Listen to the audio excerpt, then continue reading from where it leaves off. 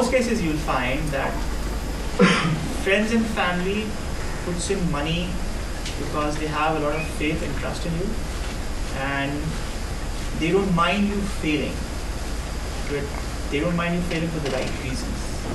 As long as they see that you've given it the best shot, you have progress. Because you have to remember, this is the start of the recession. So we failed in May 2001. And the recession was part of the news for the past 6 or 7 months. So everybody knew that things were hard and difficult. And the amount that we raised from friends and family was excess funds or surplus funds. Nobody had given us their life savings.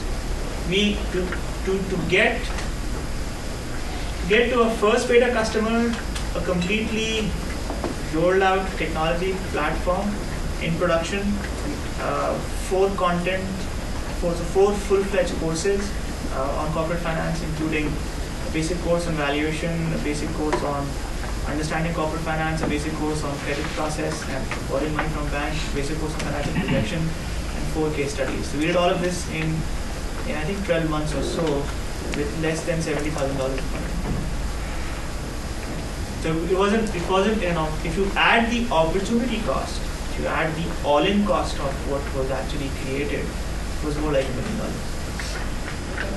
Cash terms about maybe $220,000. But investment, pure investment, $70,000. Next question. As an international student, with a start my company in my country is easier than here. But problem is that I worry about is the infrastructure, including funding or VC. Here is more better than in our country. And I think you start your company here and company in your country. Is there any kind of, did you feel any challenge when you start your company in your country? Do you have parents that you can move in with? Yeah. That's my first answer. I think it is easier to start a business in a location where your network is the strongest, because people you went to school with will help you, people you lived in the same neighborhood will help you, people who will help you just for the fact that you're doing something that they think is meaningful and they'd love to help and support you. And I'm not saying that's not here, but you have, maybe this is the entire group of friends you have in Northern Virginia. But where are you from? Korea. So if you go back to your hometown in Korea, I'm sure wherever you live, you have a much larger group of people you can call on and say, help. Yeah, problem is that we have VC industry in Korea, but here is more kind of the opportunity got funding. So let me say something which will possibly get me lynched. You don't need funding to start a business, and you don't need VC money to start a business. Starting a business is a very simple equation, and that equation is, can you get a customer to give you money before you die of hunger or before your family kills you out of frustration? Right? So, and that time frame normally is about 3 months. So if you can get to revenue with a very simple idea in under 3 months or so, you can't. And then you can build piece by piece, step by step on that. So in about a year or 2 years or so, you can be at a point where whatever you're doing is making enough money for you to go out and hire a larger team, to have a nicer office and run on the momentum. But this year and a half period is very, very awkward. And the saying in the technology industry, in the startup industry, is very simple. The conventional wisdom is that the first 12 months are the hardest. That's when you live on air, you be a parasite, you do things that are possibly not morally acceptable to a large majority of people. And then you get used to it.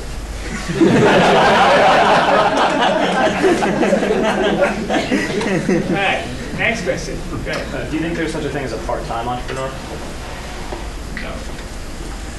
Okay, so let me qualify that. So you have a dream, and you want to follow that dream, but you want to cut down the risks. So you sign on to the 4-hour plan, and the 4-hour plan is you work 20 hours a day and you sleep 4 hours. So now you have your real regular job, which is 10 to 12 hours of work.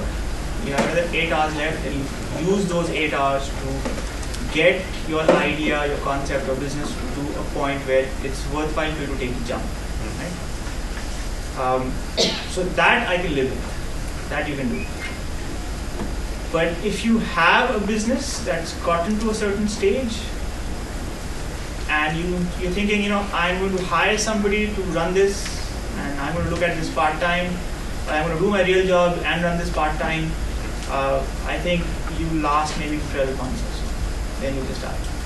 So as far as the startup phase, risk-cutting phase is concerned, yes. But once you have something tangible, feasible, which is worthwhile for you to jump, then you have to go out and get it. So you started your first business when you were still a student at Columbia, right? So you're international. You're under a lot of debt. Exchange rate is not favorable. With all of that, how come? Well, you didn't take a regular job that gave you a paycheck and all the benefits.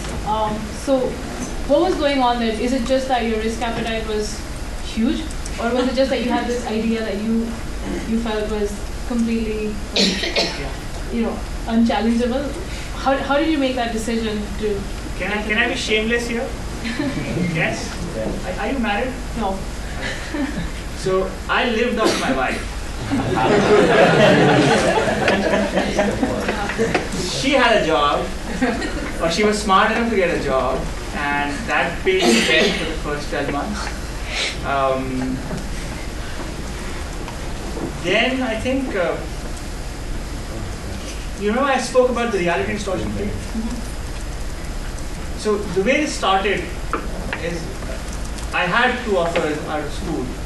I'd spent the year at school building this to a point, as you said, as a part-time entrepreneur, where it was a decent bet. But then 3 of my partners decided to go get a job.